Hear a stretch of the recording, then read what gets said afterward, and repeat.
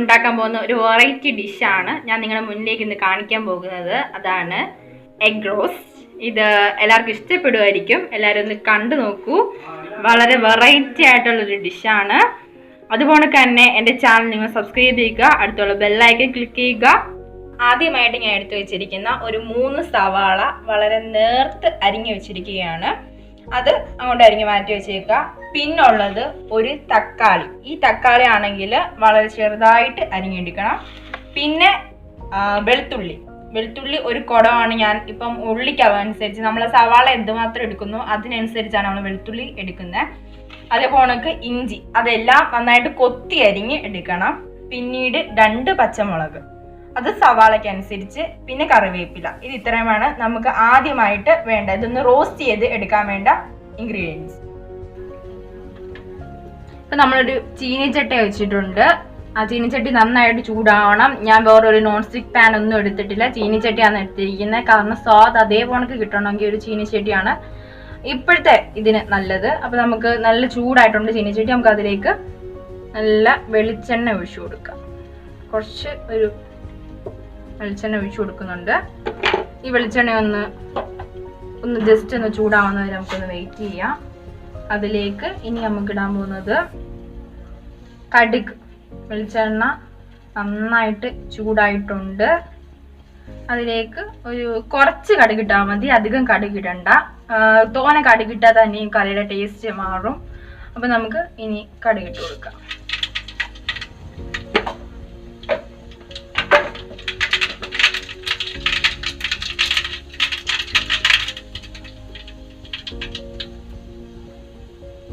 കടുക് പൊട്ടിയ ഉടൻ തന്നെ നമുക്ക് ഇഞ്ചി ഇട്ട് കൊടുക്കണം. ഇതിനകത്തേക്ക് ഇഞ്ചിയാണ് കുറച്ചും കൂടെ വഴണ്ടി ഇട്ടാനായിട്ട് താമസമുള്ളൊരു സാധനം. അപ്പൊ നമുക്ക് ഇഞ്ചി ഇട്ട് ഒന്ന് കറക്കി എടുത്ത് വെക്കാം.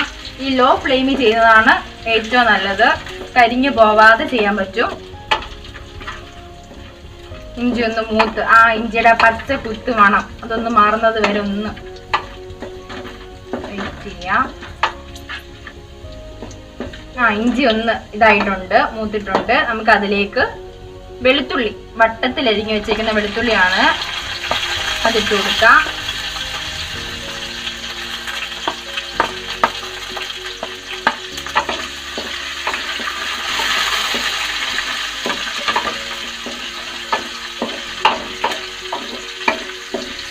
കരിഞ്ഞു പോവാതെ പ്രത്യേകം നോക്കണം. ലോ ഫ്ലെയിമിൽ മാത്രം ഉണ്ടാക്കിയാൽ മതി.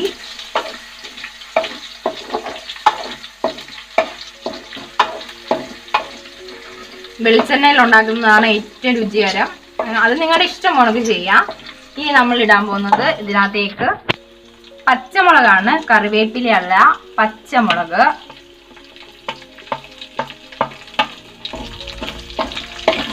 പച്ചമുളകിന്റെ മൂപ്പ് അനുസരിച്ചാണ് നമ്മൾ ഇതിനകത്തേക്ക് കറിവേപ്പില ഇടുന്നത്. നമുക്ക് പച്ചമുളക് അതിൻ്റെ ഒരു പച്ച കുത്ത് മണം മാറുന്നത് വരെ ഒന്ന് വെയിറ്റ് ചെയ്യാം. ലോ ഫ്ലെയിമിലാണ്, ഞാൻ വീണ്ടും പറയുകയാണ്.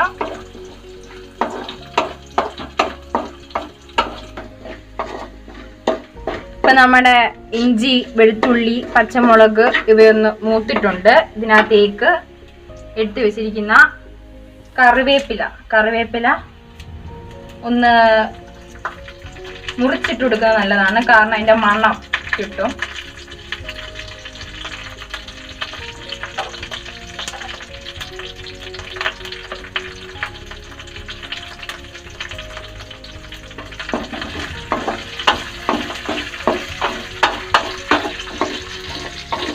ആദ്യം കുറച്ച് കറിവേപ്പില ഇട്ടാൽ മതി. അത് കഴിഞ്ഞ് അവസാനം നമ്മൾ കറി എടുക്കാൻ നേരത്ത് അതിൻ്റെ മണ്ടയിൽ ഇച്ചിരി കറിവേപ്പില ഇടുമ്പോൾ അതിൻ്റെ ഒരു മണം നന്നായിട്ട് നമുക്ക് കിട്ടും. ഇപ്പം കറിവേപ്പില ഒന്ന് മൂത്തിട്ടുണ്ട്. ഇനി ഇച്ചിരി ഒരു ലേശം തീ ഒന്ന് കൂട്ടി വെക്കാം. എന്നിട്ട് അതിനകത്തേക്ക് നന്നായിട്ട് പൊട്ടിയിട്ടുണ്ട്. ഇഞ്ചിയൊക്കെ മൂത്തിട്ടുണ്ട്. ഇനി നമുക്ക് നമ്മൾ നല്ല നേരത്തെ അരിഞ്ഞ് വെച്ചേക്കുന്ന 3 സവാള ഇതിലേക്ക് ആഡ് ചെയ്യാം. സവാള പെട്ടെന്ന് വഴടാൻ വേണ്ടി നമുക്ക് കുറച്ച് ഉപ്പ് ഇതിനകത്തേക്ക് ഇടാം. അത് നിങ്ങളുടെ ഇഷ്ടാനുസരണം ഉപ്പിനകത്ത് ഇടാവുന്നതാണ്. സവാളയ്ക്ക് അനുസൃതമായി ഉപ്പ് ഇതിനകത്തേക്ക് ഇട്ട് കൊടുക്കാം. ഉപ്പിട്ട് എല്ലാം കൂടെ ഒന്ന് കൂട്ടി ഇളക്കി വെച്ചാൽ പെട്ടെന്ന് സവാള ഒന്ന് വഴണ്ടി കിട്ടും. പിന്നെ ഒരു പ്രത്യേകതയുണ്ട് നമ്മുടെ കറിക്ക്, സവാള അധികം വഴണ്ട ആവശ്യമില്ല, വഴണ്ട് വരണ്ട. ഒരു കുറച്ച് ഒന്ന് ജസ്റ്റ് ഒന്ന് ഒതുങ്ങി കിട്ടിയാൽ മതി, അതിൻ്റെ ആവശ്യമുള്ളൂ. അപ്പം നമുക്ക് ഇത് ഒരു 5 മിനിറ്റ്, 5 മിനിറ്റ് വേണ്ട, ഒരു 3 മിനിറ്റൊക്കെ ആകുമ്പോഴത്തേക്കും ഇത് വഴണ്ടിങ് കിട്ടും. അതുവരെ നമുക്കിതൊന്ന് മൂടി വെച്ച് വേവിക്കാം. നമ്മൾ മൂടി വെച്ചിരുന്നതാണ്. ഇനി നമുക്കൊന്ന് ഞാൻ ഒരു 3 സെക്കൻഡ് ഇത് മൂടി വെച്ചിരുന്നു. ഇനി നമുക്ക് ഒന്ന് മൂത്ത് നോക്കാം. ഏകദേശം നന്നായിട്ട് ഒന്ന് ഒതുങ്ങി കിട്ടിയിട്ടുണ്ട്. വഴണ്ട് വരണ്ട, ഒന്ന് ഒതുങ്ങി കിട്ടിയാൽ മതി. ആ പച്ച മണം ഉണ്ടല്ലോ, ആ മണം ഒന്ന് കിട്ടുന്നത് വരെ മാത്രം വെയിറ്റ് ചെയ്താൽ മതി. അധികം വഴണ്ട് വരേണ്ട ആവശ്യമില്ല. ഇനി നമുക്ക് ഈ സവാള ഒന്ന് ഒതുക്കി കൊടുത്തിട്ട് അതിനകത്തേക്ക് തക്കാളിക്കം ഇതൊന്ന് ആഡ് ചെയ്യാം. അതൊന്ന് മിക്സ് ചെയ്യാം.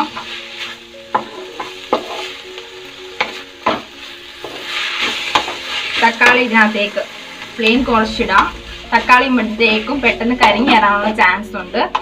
അപ്പം നമുക്കൊന്ന് ഫ്ലെയിം കുറച്ചിട്ടിട്ട് അതൊന്ന് വഴറ്റിയെടുക്കാം. തക്കാളി നന്നായിട്ട് വഴണ്ട് അതിനകത്ത് അങ്ങ് മിക്സ് ആവണം. തക്കാളി നന്നായിട്ട് സവാളയിലേക്ക് വഴണ്ട് കിട്ടിയിട്ടുണ്ട്.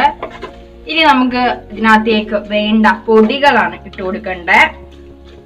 ആദ്യം നമുക്ക് ഈ ഇടയ്ക്കൊന്ന് ഒതുക്കി വെക്കുമ്പോഴത്തേക്ക് അവിടെ എണ്ണ വരും. ആ എണ്ണയ്ക്കകത്ത് മഞ്ഞപ്പൊടി ഇടുമ്പോഴത്തേക്കും പെട്ടെന്ന് ഏത് പൊടി ഇട്ടാലും പെട്ടെന്ന് അതിനകത്തേക്ക് ഇങ്ങനെ കളർ കിട്ടും, നന്നായിട്ട് കളർ കിട്ടും. അപ്പം എടുത്തിരിക്കുന്ന ഞാനിപ്പോൾ ഇവിടെ ഒരു ടീസ്പൂൺ മഞ്ഞപ്പൊടിയാണ് എടുത്തിരിക്കുന്ന സവാളയ്ക്ക് അനുസരിച്ച് മഞ്ഞപ്പൊടി ഇട്ട് കൊടുക്കുക. ഇനി ഇതൊന്ന് കൂട്ടി യോജിപ്പിക്കുമ്പോൾ നന്നായിട്ട് കളർ കിട്ടും ഇതിന്. അതാണ് ഞാൻ ഒന്ന് ഒതുക്കിയത്. അപ്പം നല്ല മഞ്ഞ കളറായിട്ടുണ്ട്. നമ്മുടെ എല്ലാ ഭാഗത്തും നന്നായിട്ടൊന്ന് ഇളക്കി കൊടുക്കാം. നമുക്ക് ഇതിനകത്തേക്ക് ചേർക്കേണ്ടതെന്ന് പറഞ്ഞാൽ നേരത്തെ ഞാൻ പറഞ്ഞത് പോണക്ക് തന്നെ എല്ലാ പൊടി ഇടുമ്പോഴും നമ്മൾ ഈ സവാള ഒന്ന് ഒതുക്കിയിട്ട് അതിന്റെ സെന്ററിലേക്കാണ് ഇടുന്നത്. ഇപ്പൊ ഞാൻ മുളക് പൊടിയാണ് ഇട്ട് കൊടുക്കുന്നത്. ആവശ്യത്തിനനുസരിച്ച് മുളക് പൊടി ഇതിനകത്തേക്ക് ചേർത്ത് കൊടുക്കാം.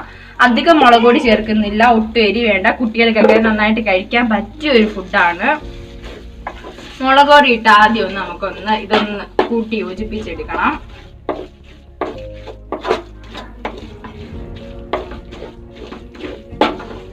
മുളക് പൊടി ഇട്ട് നന്നായിട്ടൊന്ന് ഒതുക്കി എടുത്തിട്ടുണ്ട്. ഇനി നമ്മളിതിനകത്തേക്ക് മല്ലിപ്പൊടിയും അതേപോലെ തന്നെ ചേർത്ത് കൊടുക്കാം. അതൊരു ലേശം മതി, അതിന്റെ ആ ഒരു ടേസ്റ്റിന് വേണ്ടി മാത്രം മല്ലിപ്പൊടി ഇട്ട് കൊടുത്താൽ മതി, അധികം ചേർക്കണ്ട. അറിയാലോ, മല്ലിപ്പൊടി തോന്നിയിട്ടാല് കറികൾ പെട്ടെന്ന് പന്നലായി പോകും. അതുകൊണ്ട് മല്ലിപ്പൊടി കുറച്ചിട്ടാൽ മതി.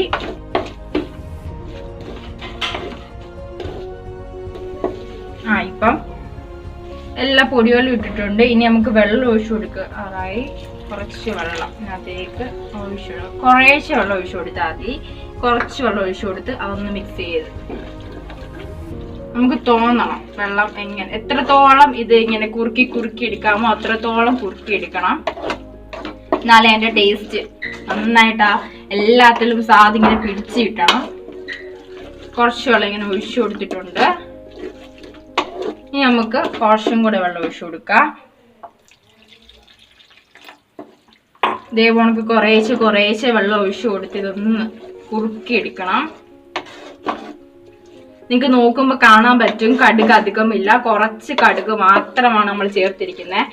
കടുക് അധികം ചേർത്താൽ തന്നെയും നമ്മൾ ഉണ്ടാക്കുന്ന ആ ഡിഷിന്റെ ടേസ്റ്റ് കുറഞ്ഞു കിട്ടും. ഒരു ഇച്ചിരി ഫ്ലെയിം കൂട്ടി വെക്കാം.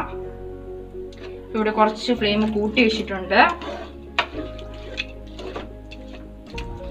സവാള അധികം ഒന്നും വേണ്ടാതെ ഒന്ന് ഒതുങ്ങി കിട്ടിയ സവാളയാണ്. നമുക്ക് കാണുമ്പോൾ തന്നെ അറിയാൻ പറ്റും.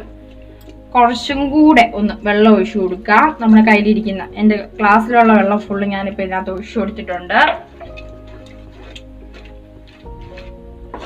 ഇത് അധികം ഇപ്പം നമുക്ക് കുറച്ച് മുളക് പൊടി കൂടി പോയാൽ തന്നെയും ഈ വെള്ളം ഇങ്ങനെ ഒഴിച്ചു കൊടുക്കുമ്പോൾ ഈ വെള്ളത്തിൽ ഇതിങ്ങനെ പറ്റി മുളക് പൊടി അങ്ങ് കുറഞ്ഞു കിട്ടും. ആ കളർ അങ്ങ് നന്നായിട്ട് കുറഞ്ഞു കിട്ടും. എരിവില്ലാത്തതാണ് ഏറ്റവും നല്ലത്, കുട്ടികൾക്കൊക്കെ കഴിക്കാൻ പറ്റും. ഇതിന് നമുക്കൊന്ന് കുറുകി വരുന്നവരെ ഒന്ന് വെയിറ്റ് ചെയ്യും. നമ്മളിപ്പോൾ ഒരു 5 വെള്ളമുട്ടയാണ് എടുത്തു വെച്ചിരിക്കുന്നത്. അത് ഏത് മുട്ടയായാലും കുഴപ്പമില്ല. അത് നന്നായിട്ട് പുഴുങ്ങി എടുത്തു വെച്ചിട്ടുണ്ട്, നല്ല ചൂടാറിയിട്ടുണ്ട്. ഈ മുട്ട നമ്മൾ ഇതുപോണക്കല്ല എടുക്കുന്നത്. അത് 5ഉം നന്നായിട്ട് ഒരു ചെറുതായിട്ട് ഞുറുക്കി അരിഞ്ഞെടുക്കണം. ആ അരിഞ്ഞെടുത്ത മുട്ടയെ നമ്മൾ ഈ കറിയിലേക്ക് ചേർക്കാൻ പോകുന്നു, തിളച്ച് വരുന്നതിനകത്ത്. ഈ 5 മുട്ട നമ്മൾ അരിഞ്ഞിരിക്കുന്നത് നോക്കൂ, നന്നായിട്ട് ഞുറുക്കി അരിഞ്ഞെടുത്താണ്, കൊത്തി അരിഞ്ഞ മാതിരി എടുത്തിരിക്കുകയാണ്. നിങ്ങൾക്കിപ്പോൾ ഒരു മുട്ടയുള്ളൂ. ഇപ്പം നമ്മൾ സാധാരണ എല്ലാ വീട്ടമ്മമാരും വിഷമിക്കുന്നതാണ്, ഒരു മുട്ടയുള്ളൂ, 2 കുട്ടികളുണ്ട്. അങ്ങനെ ഉണ്ടെങ്കിൽ ഒന്നി നമ്മൾ ഇടയ്ക്കൂടെ കണ്ടിച്ചൊക്കെയാണ് ഇത് ഇട്ട് വെക്കുന്നത്. അതിൻ്റെ ആവശ്യമില്ല, എല്ലാവർക്കും കഴിക്കാൻ പറ്റും. ഒരു മുട്ടയുണ്ടെങ്കിൽ വെറും സിമ്പിളായിട്ട് ഉണ്ടാക്കാൻ പറ്റും. ഇപ്പം നമ്മൾ 5 മുട്ടയാണ് ഇതിനകത്തേക്ക് എടുത്തിരിക്കുന്നത്. ഈ 5 മുട്ടയും അരിഞ്ഞ് വെച്ചിരിക്കുന്നത് ഇതിനകത്തേക്ക് നമുക്ക് ആഡ് ചെയ്യാം.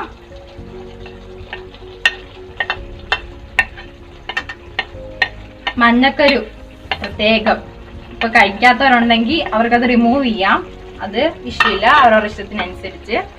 ഞാനിത് മഞ്ഞക്കരു ഇട്ടിട്ടുണ്ട്. മഞ്ഞക്കരു ആണ് ഈ കറിയാക്കി വരുന്നത്. കാരണം ആ മഞ്ഞക്കരുവിന്റെ ആ കൊഴുപ്പ് മാതിരി അത് കുഴഞ്ഞു കിട്ടാൻ മഞ്ഞക്കരുവാണ് നമ്മളെ സഹായിക്കുന്നത്. അത് നമ്മൾ ഇടുന്ന സമയത്ത് വലിയ പീസുണ്ടെങ്കിൽ നമ്മുടെ തവി കൊണ്ടൊന്ന് ഇതാക്കി എടുത്താൽ മതി.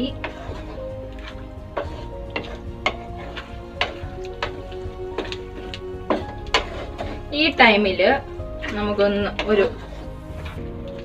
കണ്ടല്ലോ, ഒരിച്ചിരി ഫ്ലെയിം ഒന്ന് കുറച്ച് വെച്ചിട്ട് മുട്ടയിലേക്ക് നമ്മുടെ ഈ കറിയെല്ലാം, സവാളയും ആ ഇട്ടിരിക്കുന്ന മഞ്ഞപ്പൊടിയും മുളക് പൊടി ഉപ്പും അതെല്ലാം പിടിക്കാനായിട്ട് മുട്ട നമ്മൾ ഒന്നും ഇടാതെ, എന്നുവെച്ചാൽ ഉപ്പൊന്നും ഇടാതെ വേവിച്ചെടുത്തിരിക്കുന്ന മുട്ടയാണ്, പുഴുങ്ങിയെടുത്ത മുട്ടയായിരുന്നു.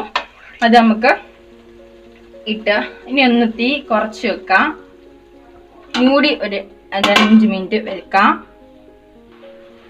ഇനി നമുക്ക് കറി ഒന്ന് തുറന്ന് നോക്കാം. നമ്മൾ കുറച്ച് നേരം കൊണ്ട് ഇതൊന്ന് അടച്ച് വേവിക്കുമായിരുന്നു, കാരണം ഇത് പറ്റി വരണം, കുറുകി വരാൻ വേണ്ടി നമ്മൾ വെയിറ്റ് ചെയ്യായിരുന്നു.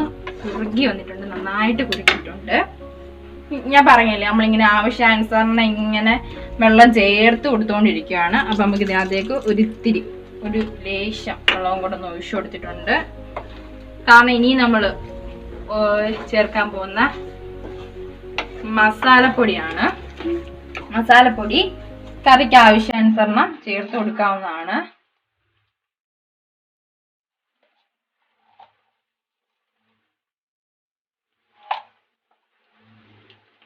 ആ മസാലയുടെ മണം നന്നായിട്ട് നമുക്ക് കിട്ടണം.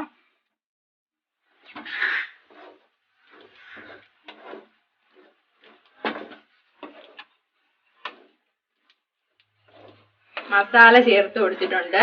ഇനി നമ്മൾ ഇതിനകത്തേക്ക് ചേർക്കാൻ പോകുന്നതാണ് കുരുമുളക്. പ്രത്യേകം പൊടിയല്ല ഞാനിവിടെ ചേർക്കുന്നത്, നിങ്ങളുടെ ഇഷ്ടത്തിനനുസരിച്ച് ചേർക്കാം. പക്ഷെ ഏറ്റവും നല്ലതെന്ന് പറഞ്ഞാല് ചതച്ച് വെച്ചിരിക്കുന്ന കുരുമുളക്, കല്ലിലിട്ട് ചതച്ച് വെച്ചിരിക്കുന്ന കുരുമുളക്, ഇത് നമുക്ക് ഇതിനകത്തേക്ക് ഇട്ട് കൊടുക്കാം. അവസാനം മാത്രമേ ഈ മസാലയും കുരുമുളകും ചേർത്ത് കൊടുക്കാവൂ. നമ്മുടെ കറി ഇപ്പം അവസാന ഘട്ടത്തിലേക്ക് കടന്നുകൊണ്ടിരിക്കുകയാണ്. അപ്പൊ കുരുമുളക് ഒഴിവാക്കണമെങ്കിൽ അതും ചെയ്യാവുന്നതാണ്. പക്ഷെ കുരുമുളക് ഇട്ടാൽ ഏറ്റവും നല്ലത്. അത് ചതച്ച കുരുമുളക്, എല്ലാം പൊടിയാതെ നല്ല ചതഞ്ഞ് കിടക്കുന്ന കുരുമുളക് ആഡ് ചെയ്തിട്ടുണ്ട്.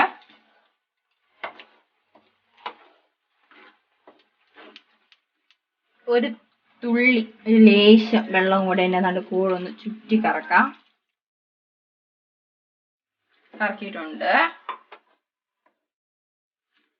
എന്തിനാന്ന് ചോദിച്ചാൽ ഞാൻ വീണ്ടും പറയുന്ന ഒരു കാര്യമാണ്.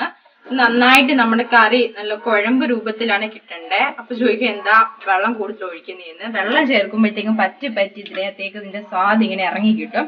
ഇനി നമുക്ക് അവസാനം വേണ്ട ഒരു ലേശം മസാലയും കൂടെ ഒന്ന് ആഡ് ചെയ്യാം. കറി ആയിട്ടുണ്ട്.